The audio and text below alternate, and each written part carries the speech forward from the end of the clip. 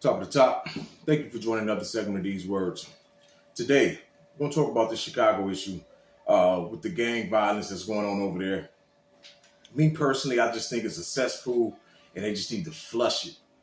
Just flush that shit, right? Because that's exactly what they did for Oklahoma and Tulsa back in Black Wall Street days, you know. But the difference between that and this is gang violence. It only hurts black people. It doesn't affect any type of economic system, right?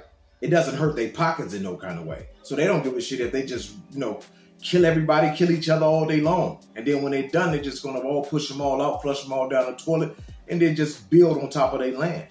On top of the land that was there. Tear all down all the projects and the housing units and come in with their commercial stuff and their dog parks and things of that nature.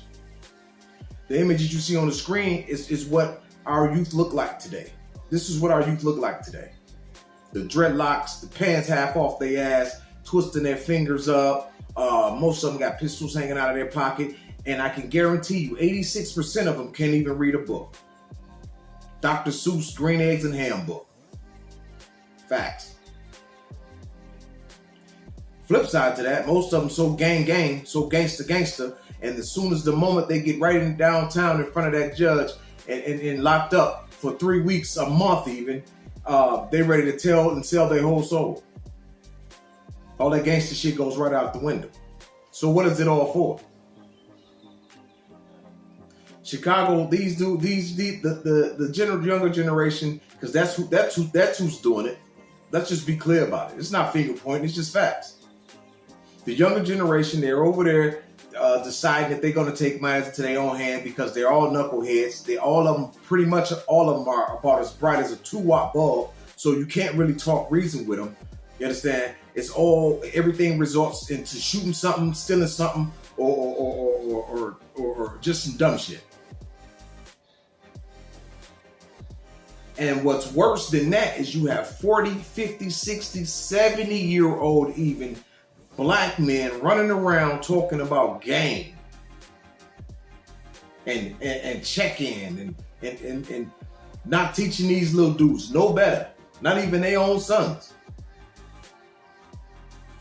Like that whole Crip Mac shit that's on the internet and his father, you see how he ended up like that. You look at his father and then his conversation of his father. What is father talking about? Gangs and knocking niggas out and he ain't talking about no type of infrastructure, no type of generational wealth, none of that. And most of these clowns, none of them are, right? We're not trying to own shit. We don't want to walk around in suits and be businessmen and still be gangster. We just want to be dusty and dingy and with the same drawers on for 3 months and you got the audacity to have them showing. That's neither here nor there. But the point I'm making is Chicago ain't safe because the kids wasn't safe when they were growing up. Their parents most of them was exposed to all types of shit. And some of these images you see on the screen, just imagine your kids going to school with some of these dudes. Having to deal with the bullying and all that other shit.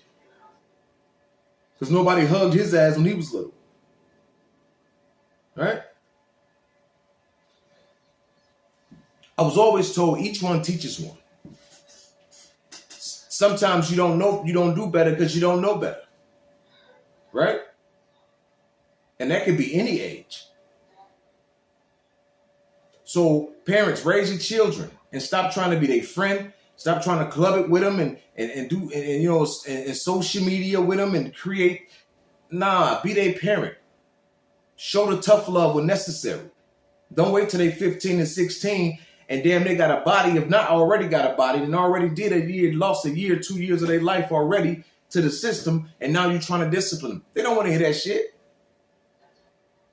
And then society has to deal with them. That's my take on it, though. Till next time, y'all be real with yourself. And again, Chicago, a cesspool.